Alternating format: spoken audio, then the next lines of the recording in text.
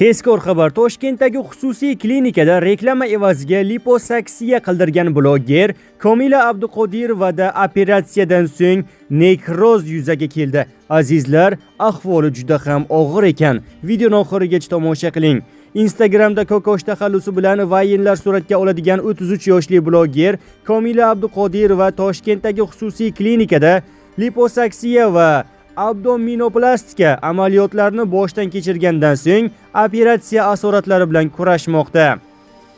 Men 3-mart kuni abdominoplastika va liposaksiya operatsiyalarini qildirgandim. Shu bilan 25 kundan buyon yotibman. Operatsiyaning ertasi kuni qornimdagi qora dog'ni ko'rib, shifokordan bu nima deb so'rasam, gematoma deb javob berishdi. Ya'ni qontalash bo'lib qolgan, ketadi deyishdi.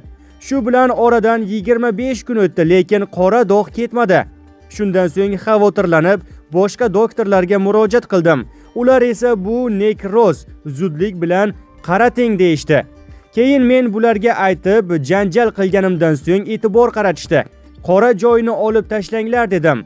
U narsa olib tashlangandan keyin hozir qornim ochilib yotibdi.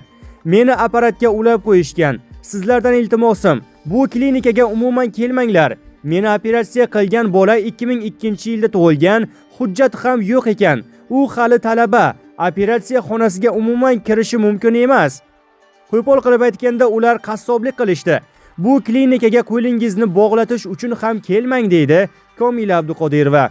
Med Konsultant xususiy klinikasi tomonidan berilgan ma'lumotlarga ko'ra, Komila Abduqodirova qorin terisi osti yog' qavatini naychalash, ya'ni liposaksiya, abdominoplastika amaliyotini bepul o'tkazgani qayd etilgan.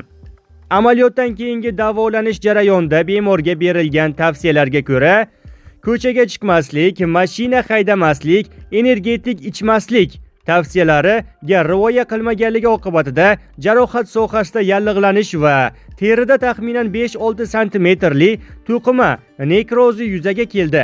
Shundan so'ng bemorga amaliyotdan keyingi nekroz to'qimalarni olib tashlash va yaraga manfiy bosimli davolash tizimi qo'yildi deydi ma'lumotnomada.